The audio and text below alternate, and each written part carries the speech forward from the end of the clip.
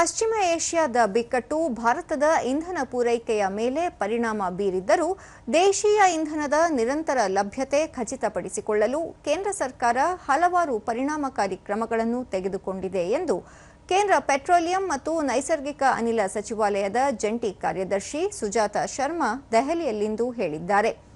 ಅಂತರ್ ಸಚಿವಾಲಯ ಸುದ್ದಿಗೋಷ್ಠಿಯಲ್ಲಿ ಅವರು ದೇಶೀಯ ಎಲ್ಪಿಜಿ, ಪಿಎನ್ಜಿ ಮತ್ತು ಸಿಎನ್ಜಿ ಸಾಗಣೆ ಸರಬರಾಜನ್ನು 100%ದಷ್ಟು ನಿರ್ವಹಿಸಲಾಗಿದೆ. ವಾಣಿಜ್ಯ ಎಲ್ಪಿಜಿ ಸರಬರಾಜನ್ನು 70%ರವರೆಗೆ ಪುನಃಸ್ಥಾಪಿಸಲಾಗಿದೆ. ಆಸ್ಪತ್ರೆಗಳು, ಶಿಕ್ಷಣ ಸಂಸ್ಥೆಗಳು, ಔಷಧ, ಉಕ್ಕು ಮತ್ತು ಕೃಷಿ ವಲಯಗಳಿಗೆ ಆದ್ಯತೆ ನೀಡಲಾಗಿದೆ ಎಂದರು. 5 ಕೆಜಿ ಸಿಲಿಂಡರ್ಗಳ ಮೂಲಕ ವಲಸೆ ಕಾರ್ಮಿಕರ ಅಗತ್ಯವನ್ನು ಪೂರೈಸಲು ಹೆಚ್ಚಿನ ಗಮನ ನೀಡಲಾಗಿದೆ. ಸೀಮೆ ಎಣ್ಣೆ ಮತ್ತು ಕಲ್ಲಿದ್ದಿಲಿನಂತಹ ಪರ್ಯಾಯ ಇಂಧನ ಆಯ್ಕೆಗಳನ್ನು ಸಹ ಲಭ್ಯಗೊಳಿಸಲಾಗಿದೆ ಎಂದು ಹೇಳಿದರು. ಏಪ್ರಿಲ್ನಿಂದ ಇಲ್ಲಿಯವರೆಗೆ 1,75,000 ಟನ್ಗಳಿಗೂ ಹೆಚ್ಚು ವಾಣಿಜ್ಯ ಎಲ್ಪಿಜಿ ಮಾರಾಟವಾಗಿದ್ದು, ನಿನ್ನೆ 9,578 ಟನ್ಗಳಿಗೂ ಹೆಚ್ಚು ದಾಖಲಾಗಿದೆ ಎಂದು ಅವರು ಹೇಳಿದರು. लगभग 1,75,000 टन कमर्शियल एलपीजी की सेल की जा चुकी है और कल लगभग 9,578 टन कमर्शियल एलपीजी की सेल की गई. एलपीजी की सेल पीएसयूज में लगभग दोगुनी हो गई है.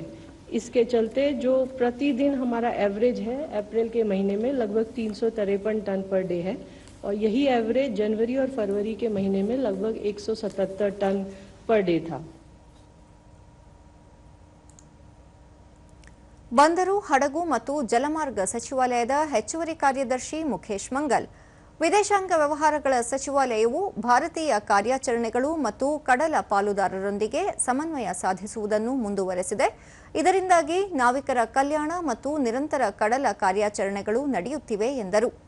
ಈ ಪ್ರದೇಶದ ಎಲ್ಲಾ ಭಾರತೀಯ ನಾವಿಕರು ಸುರಕ್ಷಿತವಾಗಿದ್ದಾರೆ ಮತ್ತು ಕಳೆದ 24 ಗಂಟೆಗಳಲ್ಲಿ ಭಾರತೀಯ ಧ್ವಜ ಹೊಂದಿರುವ ಹಡಗಿಗೆ ಸಂಬಂಧಿಸಿದ ಯಾವುದೇ ಘಟನೆ ವರದಿಯಾಗಿಲ್ಲ.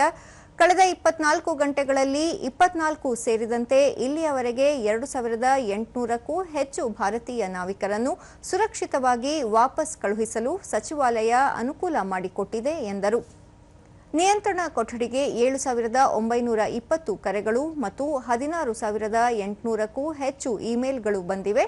ಕಳೆದ 24 ಗಂಟೆಗಳಲ್ಲಿ 140 ಕರೆಗಳು ಮತ್ತು 180 ಇಮೇಲ್ಗಳನ್ನು ಸ್ವೀಕರಿಸಲಾಗಿದೆ ಎಂದು ಅವರು ಮಾಹಿತಿ ನೀಡಿದರು. 2,800 Indian seafarers so far, including 24 in last 24 hours. Port operations across India remains normal with no congestion reported.